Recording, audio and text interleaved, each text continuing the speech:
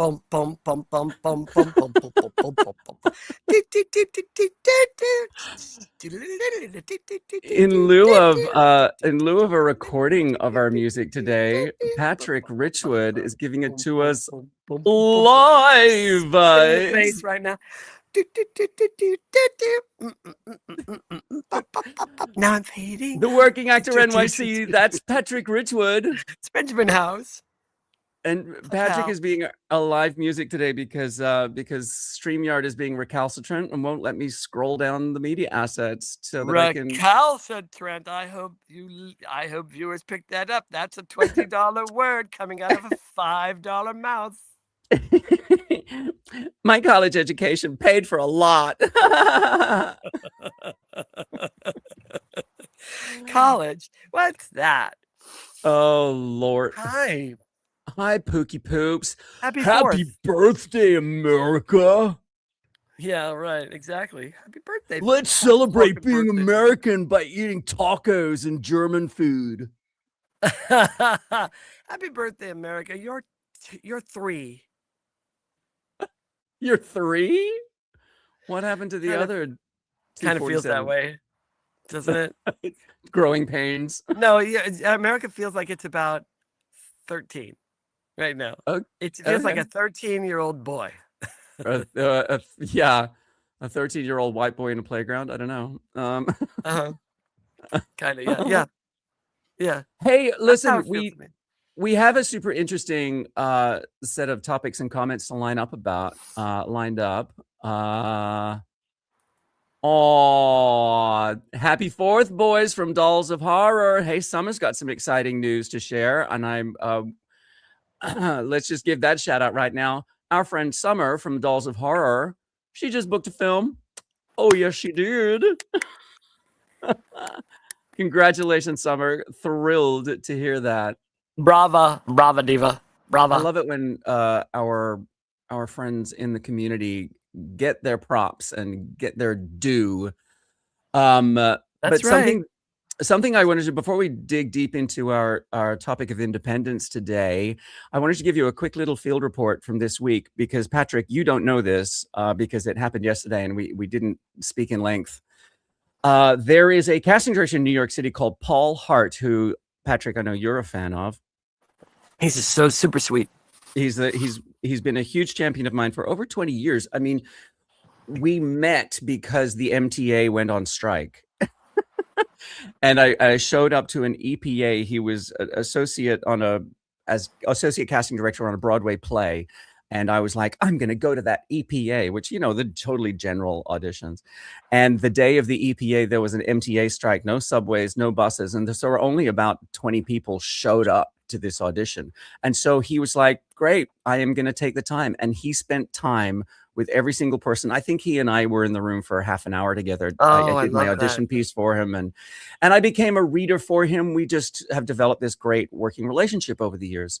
So he reached out to, I'm not going to mention the show because there's confidentiality involved, but he reached out to my agent yesterday to see if I would be prepared to jump on an airplane and go and play a secondary role in a show that I have done before, which is on tour in other countries around the world. And would I be prepared to jump on an airplane because they needed an immediate replacement temporarily? Oh my God, that's fantastic. And of course, it's Paul Hart, one of my champions. So I wanted to say yes. And I said no. Oh, because you just said, I'm not going out of town. As a legal permanent resident, I don't feel comfortable traveling internationally right now. I have no criminal record. An international tour? Yeah, I don't think in another country. Yeah. I mentioned it in another country. So I have no criminal record. I'm not saying anything necessarily would have happened, but just that uncertainty about what's happening in our airports at the moment was enough that I didn't want to leave the country. Yeah. It's I don't know what the show is, but whatever it is, I love that you were offered it. I love that you, or at least that he was checking to see if you were available for him to Checking to offer see if it's something that they should send me an offer you. for. Yeah, I think Yeah. that's wonderful. And to me, I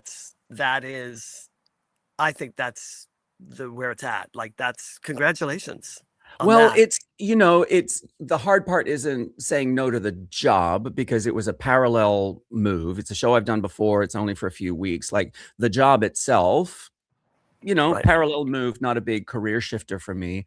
It was Right. saying no to somebody that I genuinely wanted to help. Right. Yeah, of course. Yeah. This was an emergency situation for this casting It director. would feel so good to be able to like be the hero for a moment for your friend, Sure, for this absolutely. colleague that you feel. Yeah, I get it. Totally get it. Yeah, absolutely. Paul was the one who cast you in the show that we met. Anything Goes. It's a good. That's right. That's right. Paul does all of the Happy casting 4th. for Happy 4th of July from Nevaeh, NT123. Happy 4th.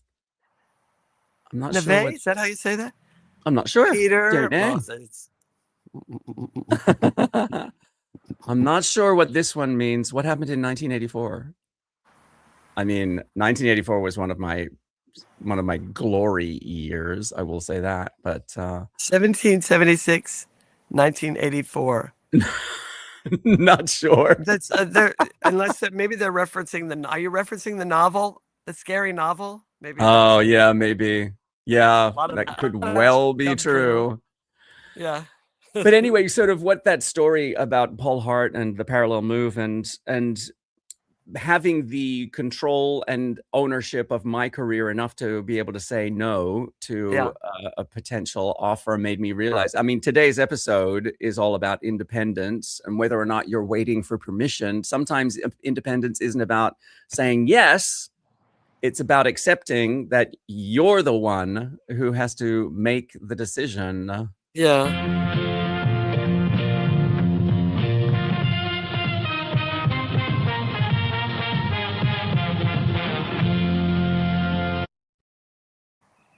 So stupid. So much.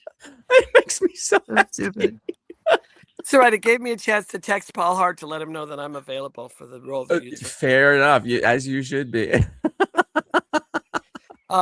It's our feature presentation. It's a feature presentation. We're talking about independence because I don't know if you know, but today is called Independence Day, also known as Happy Birthday, America, also known as 4th of July.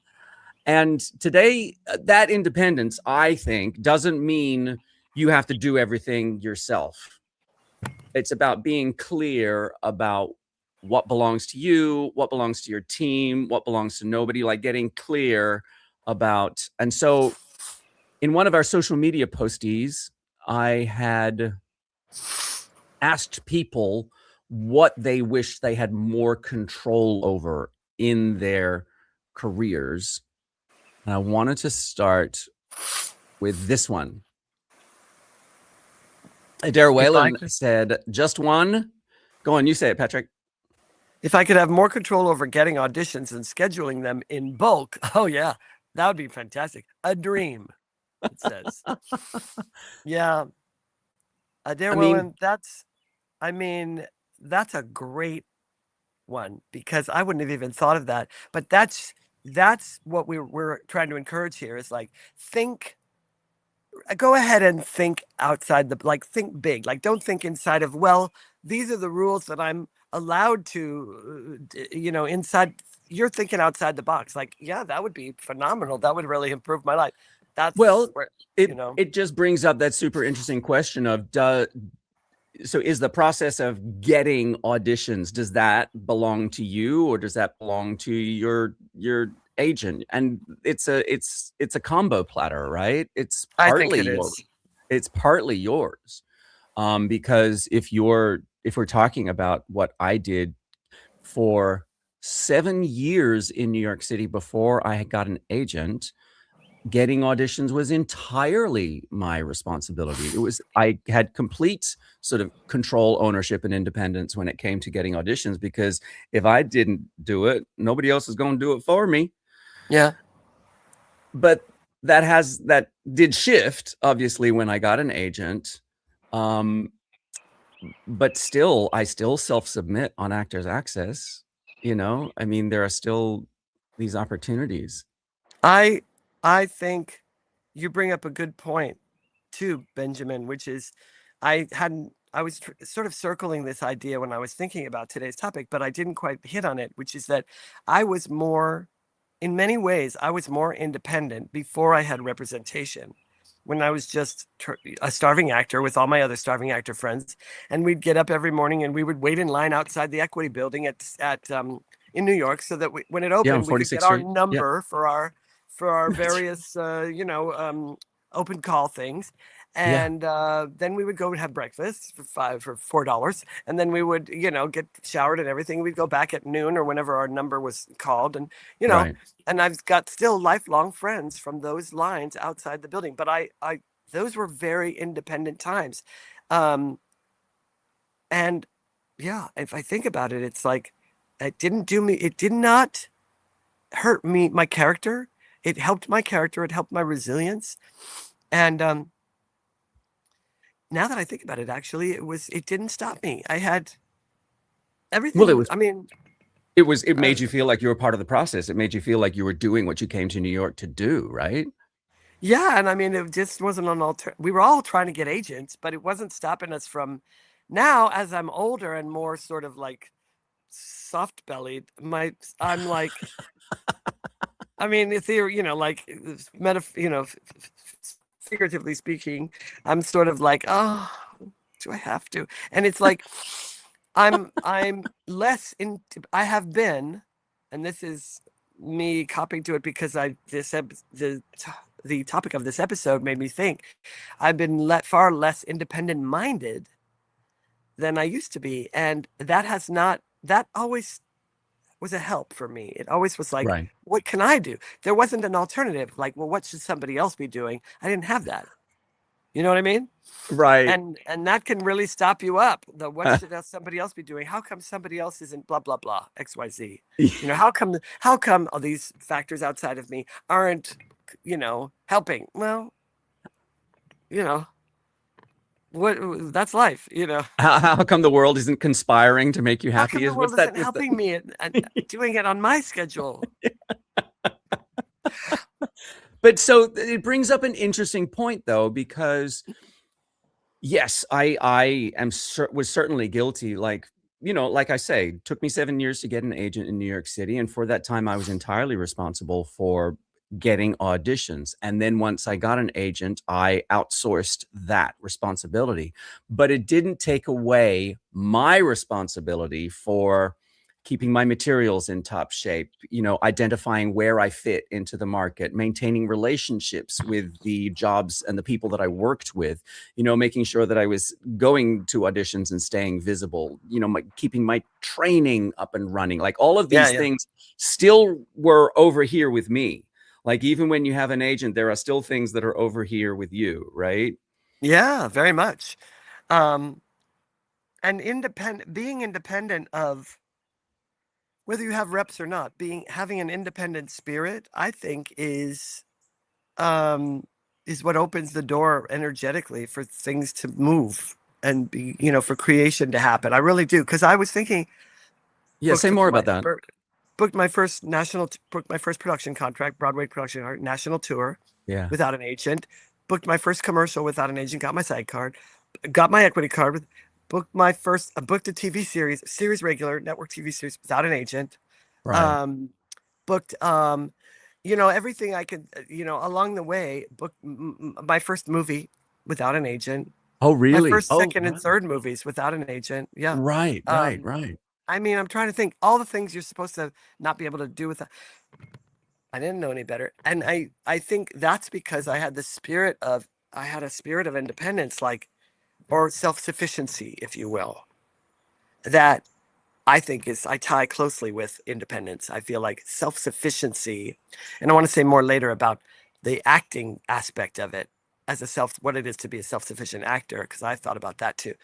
But yeah, I think that being in that, having that sort of headspace of I'm the driver of the car. It's up to me. Right. Ultimately, I'm the head of the fish. So let me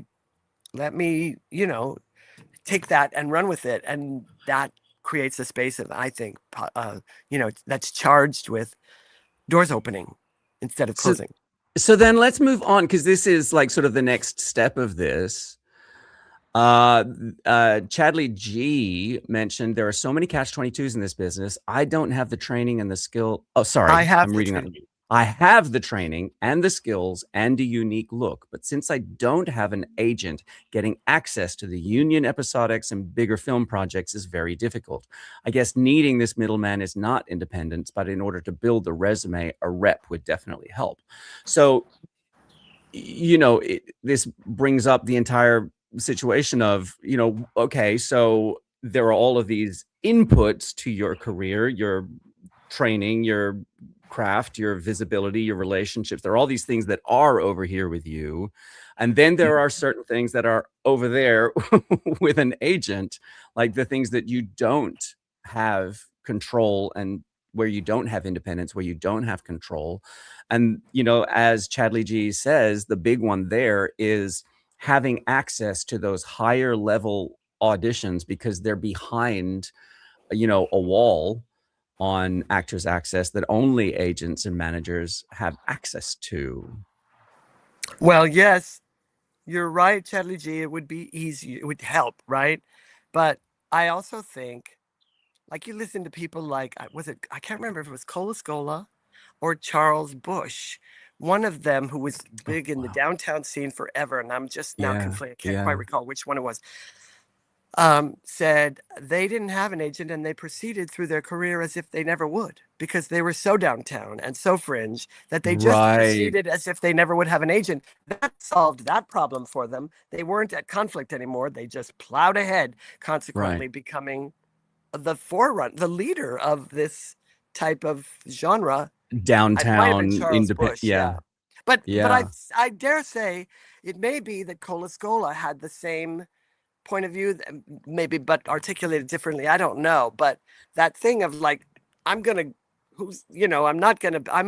I'm not gonna be mainstream. Right. Why would I be? So here I go anyway. And look, he's the most mainstream thing on Broadway. They're the most mainstream thing on Broadway, or they were last season, right?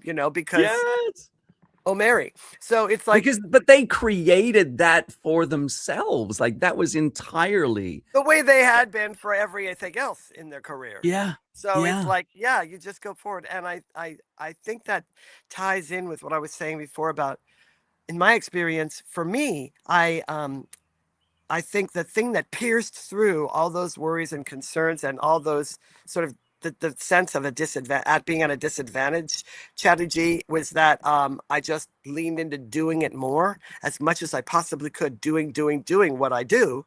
And that seemed to pierce through the disadvantage. And I don't think that's anomalous to me. I think that's how I would look back and see, oh, that's how it went. And I need to put more of that in my life now in my career. Like, lean into doing what you do. Do it somewhere else. Do it. I mean, it really does come back to that whole idea of nobody. I feel one of my mantras is nobody's going to care about your career more than you do. So I am absolutely a big fan of my reps and my agent. And, I love having a team. I would not want to forego any of that. In fact, I would love to expand my team. But in the end, I'm never going to delegate my career to somebody else. I want to be in charge of that. And part of that is, creating my own opportunities, like Cola Scola did, like Charles Bush did, like Damon, Charles Ludlam did, like Matt Damon and Ben Affleck did. I mean, there are just all of these so many examples, like Curry Barker, Chris Stuckman, the minimum wage team. Those Amy are all Sedaris. Like all of those Obsession, Backrooms, the horror films that are doing huge box office. These are all tasks that they created for themselves. Lena Dunham. You could go on and on and on. I mean, there's so many. And you go, well, yeah, but she had CAA or whatever. It's like, yeah, but not always. And I dare say these people just plowed ahead, almost as if it didn't matter who their reps were. I Right. might be wrong, but I'll bet you that's a theme if we were able to deconstruct, you know, and so it's easy. It sounds easy for me to say, Chadley G, but I think at the kernel of it, that's really kind of the magic of it. Is like do what you do, just do it The more more you than anybody else. the more yourself you are, the easier it is to sell it. You know, like this is For somebody else to sell, they go, I got you from here. Like, keep doing you. I'll take you and sell you. Yeah. It's a little early, but I'm going to discuss it anyway. This is exactly why I created the Wheelhouse Workshop, which is coming up on Saturday, July 25th. If you want to check the link in my link tree, you can get access to all the details about that and the registration I'm gonna do form. But the whole point of it is to help you articulate who you are to the industry, to help the industry figure out how to use you, because the more you are, the more specific you are, the better solution you will be to the casting problem. Well, So and also that will resolve a lot of issues for yourself. It's like I know what I am. I've looked at the results of my career. I've that part, seen the proof. I've yeah, also seen where I know where my zone is. I know where my sweet spot is. I know it. I know yeah. that I excel in those roles. It gives you, I think motorcycle. Oh, I think can't hear it it. gives you oh, you can. By the way, I'm in this beautiful thing. I'm upstate with my friends for the 4th. Isn't this pretty? Beautiful, This is so, gorgeous. anyway, Nothing says that's happy birthday, America, like mosquitoes. Yeah. yeah, and a red barn door. That's right. Which is really a nuclear silo. It just looks like a shed.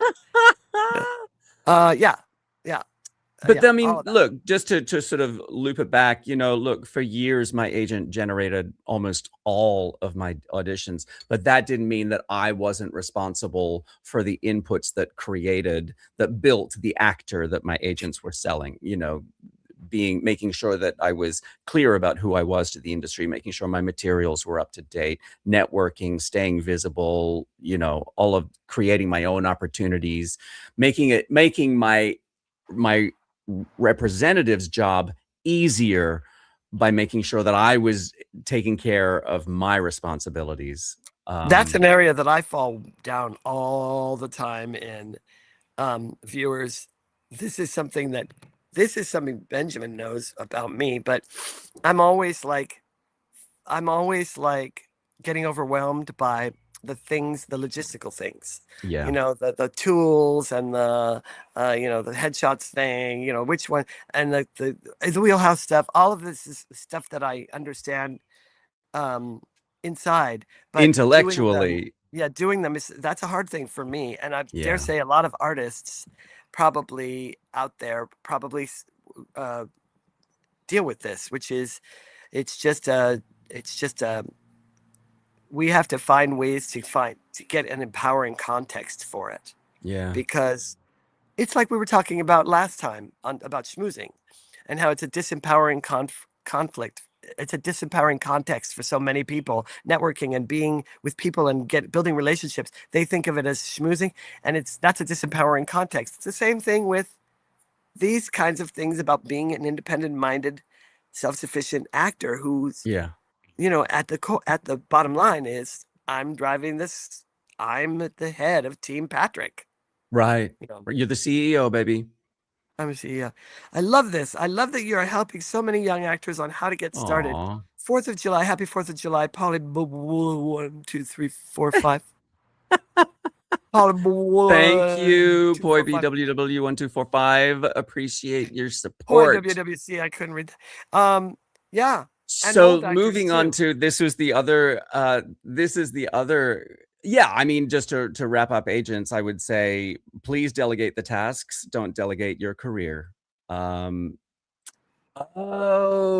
Okay, just as a quick explanation, part of your Broadway World podcast. Thank you, Broadway World. Appreciate the support. And if you're over on TikTok, you can hit my link tree and hit that first link, and it'll bring you over to the YouTube version where you can see all of these comments. You can see Patrick. You get a much more visual representation of the show rather than just my big old face. Yeah, come on over where the pretty people are, over here. Exactly right. I'm so glad you're here, part of your World Broadway world. Thank you for being here. We appreciate your support. So moving on, this was okay. This was super interesting comment that we got on the social media post.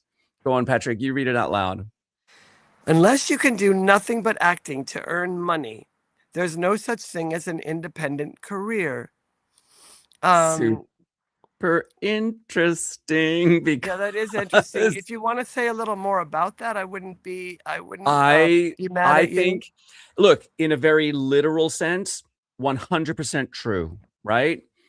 But I think you're missing the point. Well, they're speaking about financial independence. Is that what I'm taking? You're absolutely right.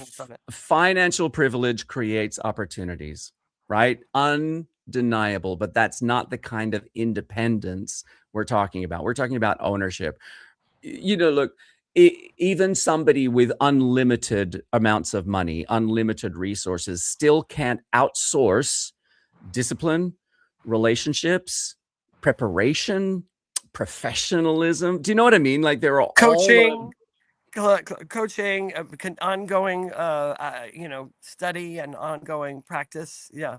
And also a lot of actors say, well, I don't have a ballet bar. I don't have a set of paints and a canvas. I don't have an instrument to play. And I'm always like, yes, you do. You have your imagination. That's your number one thing to practice, to exercise.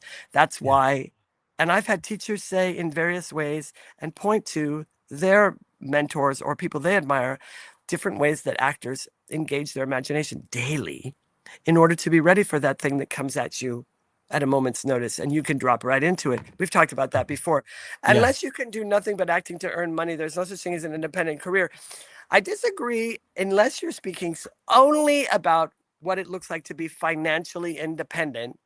As an actor only. And I don't think I would even begin to approach that subject because I don't even know what that looks like. I was going to ask, I mean, you've had more experience at the very highest levels of our industry than most. And I mean, how many actors do you know who only act? I know, okay. This isn't going to be the answer you expect me to know. First of all, I do not have more experience than most. I have more. I'm thousands of years old. That's the thing. That's the main thing you want to point out. And so you get, by default, you get wise about some things. Knowledge is one thing. Wisdom, that I think just comes over like centuries. Anyway, I know a lot of people who only make their living as an actor. I also know a lot of people who have never been able to make their living only as an actor. In between, there's people like me. I've made my living as an actor. I've made the majority of my living as an actor for 45 years. That doesn't mean I haven't had countless side jobs. The one thing that I have discovered, though, and I lean towards because it's beneficial for my well-being, is that I'm way better at anything creative than non-creative. So if it isn't creative, I'm either going to make it creative or not, or leave that job, because I start to lose my ability to function if I'm not doing something that I can at least be participating, that I can make creative. I won't be very good at it, and I won't feel like I'm being a contribution. So it ends up whittling away at me. That I've learned. I will go out of my way to see to it that I'm doing. And over the years, of course, I haven't just developed as an actor. I've developed as a painter and as a writer and as a coach and so I've got a lot of other areas that I make money at as a director. But that's kind of what I'm talking about. But even, like, for example, you've done a movie with Julia Roberts. Now, she makes vast amount of her money from acting, right? Except that now she also has other businesses that she, devotes some of her time to. So the point I'm sort of making is that there are very, very, very few people who only do acting and that's it, and that's all that they do, and they only make their money from acting and that's it. Right? Well, Julia just said last weekend over dinner. No, just kidding. I just wanted to see if I could say this with a straight face, but I could. No, she's. But you understand what I'm saying? It's like, the even when you get to that, acting, I suppose. But then even when you get to that level, you're still looking for other creative ways to fulfill your time. It's not just acting all the time. Yeah, but I think we're slipping off the subject. I think the real subject is how do you, if you're that this person has said to themselves, like a lot of us do, well, if I'm not this, I must just be, it's just too hard, or it's not, I can't, it'll never be independence. And I'm thinking, and my take on it is there's different kinds of independence. And as you said, Benjamin, we're talking about a different kind of independence than financial independence. Like financial freedom from acting is most definitely the rare, is most definitely the small It's percentage. the It's a tiny 1% of percentage. SAG. It's 1% Or of SAG. or equity or even non-union. There's loads of non-union people who make a lot of money at non-union work. Lots of them. Yeah. But they're still the tiny percentage because most it's just that's just the way it is. It's a finite number of job opportunities and there's a million of us. But Yeah. I I really do believe that it's worth re-examining that thing that you who was that said that? Basara, hang on. Did I get rid of it? Where is it? There he goes. Add to the stage. Basara Sorry Bagari. about Baggery. I wish I could read these like you can. Anyway, I think it's worth looking at that and going, did I jump a step?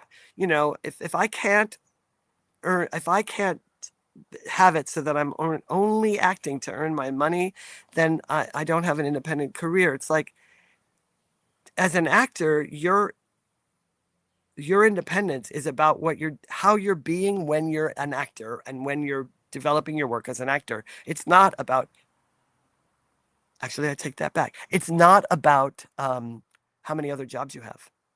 It's completely that's a completely to me that's irrelevant. It's really about how you're utilizing everything to focus it back towards what it is you want to be doing. I I think. agree with you. I made a very I had a very popular post on social media because I made a video about this. Your job does not equal your career. It's like if you think that you'll only be happy when you are playing the lead in a blockbuster movie or a hit TV series, not only are you setting yourself up for a lifetime of disappointment and singing music to the ears of your therapist, you're outsourcing your creative ownership. Like take ownership of your creative life. Exactly. Yeah. Not to mention, side note, let's say you do get that blockbuster movie role, then what? Yeah. If you think that's what's going to make you happy and it doesn't, or it does in a way that's not, the fulfillment you were expecting, then what? It's a bad investment. And It's a bad investment. then you like, okay, so you book that movie, but then what? Now you're suddenly in a competition of like, well, now I've got to book the next one. And that, what if it doesn't? What if you don't? You know what I mean? Like then All it those becomes this. aspects, both personal and professional, it all spells disappointment because you cannot put all your eggs in the basket of a role or an opportunity that you got. We all want to. We're tempted to. I can't even count how many years I thought once I've been on Broadway Right, and done that thing, it's off to the races because that's where I right, belong and that's what it's right. going to be. My career's completely looked completely different than I And you absolutely imagined. expected it to look when I was 17 or Yeah, 18. yeah, For absolutely. P.S. I never ever, and I don't think well, maybe kids do now, but when I was a kid, which was like, when me and Moses were in the same class in prep school, um, I remember when Methuselah graduated to long pants. Anyway, I feel like I never ever thought in terms of career. It didn't even occur to me that a career was involved. I was like, I want to act. How am I getting on Broadway? Like I want to go to New York. I want to be with the people. I want to be with the Right. tribe. I want to act. And never dreamed I'd be pulled to LA to do film and TV. Never dreamed of it. I did Yeah. not pursue it. And then and I know that sounds like, oh, good for you. You didn't pursue it. It just came. But but and it wasn't like that. I still suffered. Well, I in a still way, had it's kind of the angst world about. that you came from. So you were, well, not that you came from, it's just that your family was involved in that industry. And so I think you were looking for a different.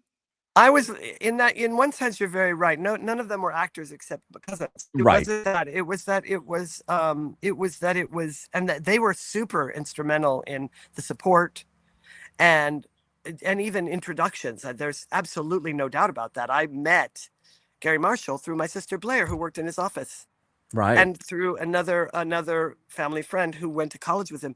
He was getting bombarded with Patrick from two, an Getting old friend, Patrick from and then all angles. yeah. And so finally we're like, all right, I'll meet the guy. I'll tell him we'll have a meeting. And then I took over, right? I wasn't thinking about a career. I was just thinking about, I was just being, yeah, saying yes. I wanted to work. I wanted to Right. work.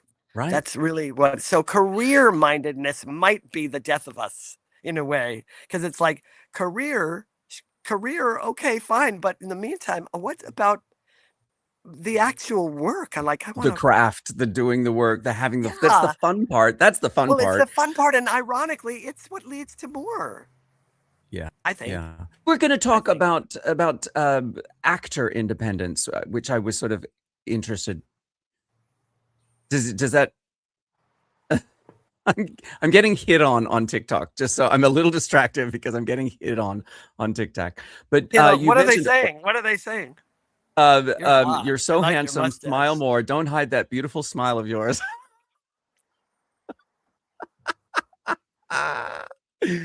But did you want to say more about that, or did we already cover it? Talking about actor independence. um, Is that what you were I talking wanted about? to. Like the craft of. I wanted to just touch a little bit on. I You wanted had to touch me a little bit? Is that what you said?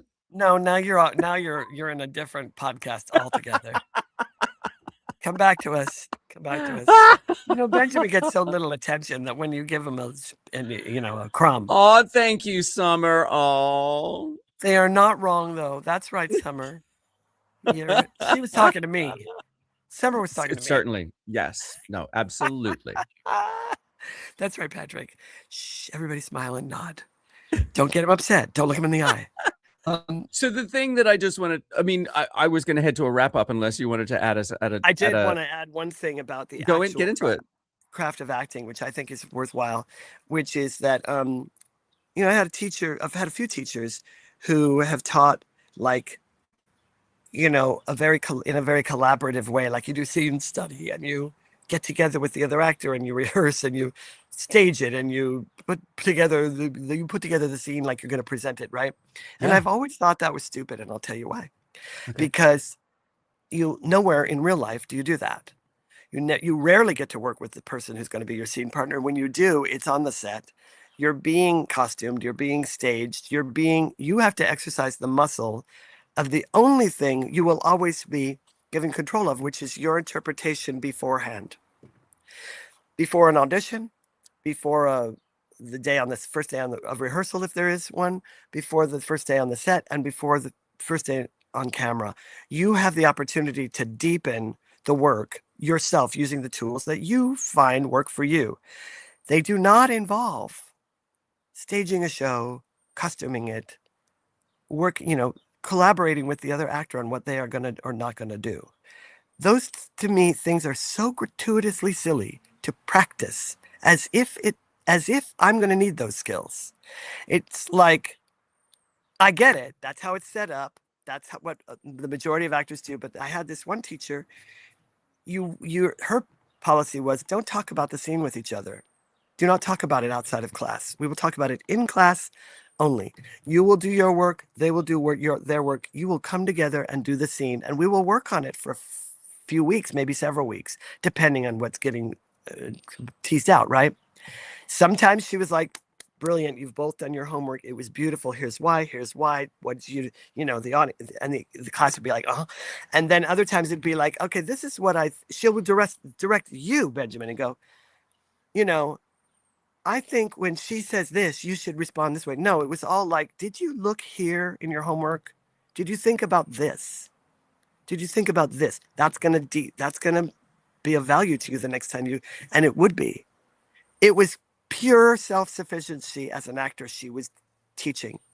Why? Because that's what we need in real life. We don't get to go off with the person that we're going to be in the scene with and be like, let's rehearse. Let's decide what we're going to wear. It's all gratuitous. And I don't like that. I'm like, let's get to it. If I've got one thing to work with and it's my imagination, teach me how to exercise that muscle. That's my take on it. And to me, that's the kind of self-sufficiency that I have always, always admired. And when I've talked to people like Julia Roberts or whoever, people that you admire, or maybe even people you don't know to admire yet, because when we were both kind of, at the beginnings with Pretty Woman, but there is a mentality among people that's like, well, I'm going to go off and do my homework. A term I've never even liked. I don't like the concept of homework. I call it discovery work because that's what lawyers call it, and I love it. It's delving in and getting in there and getting into the story and, Uda and all that stuff. That really is exciting to me. Now, maybe that's not the way you work, but for me, that kind of self-sufficiency as an actor is invaluable for the low times because nobody can fuck with that with me. Nobody can say I don't have the muscle from working daily on deepening my relationship to story so that when I get a piece of shit writing, I can go there. Right. Or if I get great writing, I know where the gold is because I'm used to, I'm like going in there, diving in. And if we do that all the time, that kind of self-sufficiency, it translates as confidence, and that is bookable. People book confident actors. Yeah, absolutely. I mean, it is just back to that. I love that you've brought the independence to the actual craft part of it, because, my thing is always very much about, and I think that what I originally thought about this episode was very much about sort of what are the career things, what are the business things that actors can do in order to maintain some ownership of what it is that they do. But I love that you've brought in the craft element to it as well. I think that really, for me, is the number one way that I have retained a sense of ownership in my life as an actor. And I'm mostly talking about film and TV, where those kinds of collaborations, there isn't the time or the money for them.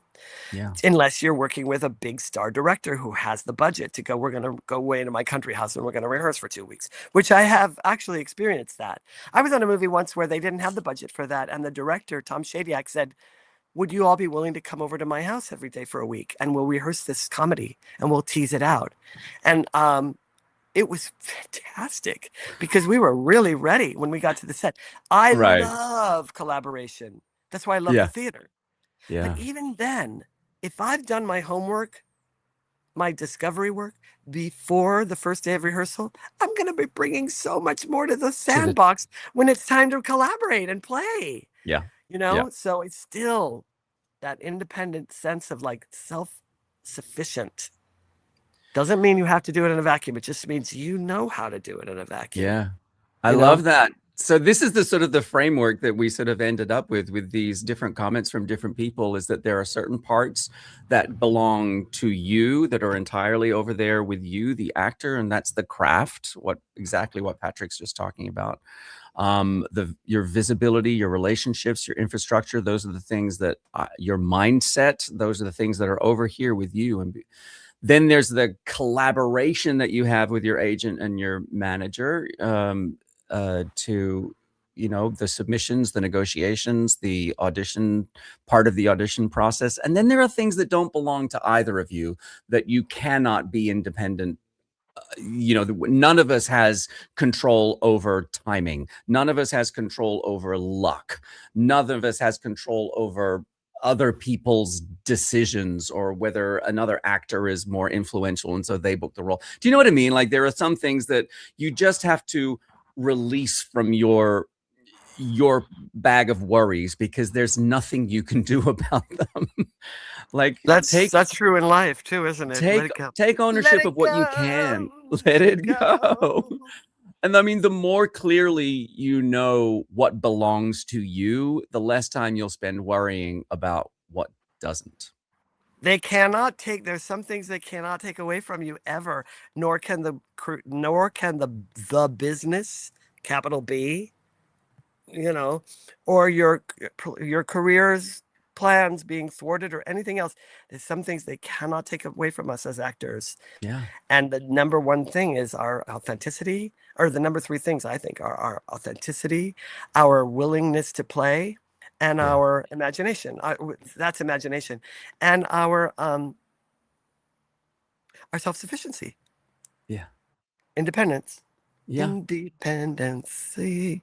Happy birthday, Merca. Thanks for joining us for the Working Actor NYC Podcast. Thanks for joining us, you guys. And I'd love to hear feedback, follow-up comments about that thing about independence and, independent career without making. I would love to follow up with us, because this doesn't have to end just because we're ending you know what I mean? Yeah. Let's continue the conversation going. You can find us over on all the social media channels at The Working Actor NYC. You can drop us a line at theworkingactornyc.com. That's where you can find us. You'll also find our merch. You will also find information about our coaching programs and workshops. Wheelhouse Workshop, Saturday, July 25th. If you want help getting clear about how the industry sees you and how to use that in your marketing materials, that's where we got. That's what we got. I can't wait. I'm so excited. Do you think I can get a discount ticket? Wait, we got to. Let's see if I can get back into our media assets. No. Oh, it's almost there. Oh, there it is. I found our music. Is the guy on TikTok telling you have a hot media asset? TikTok, thanks for joining us. We'll be back in 2 weeks. Otherwise, check us out on theworkingactornyc.com for all of our assets. We'll see you then.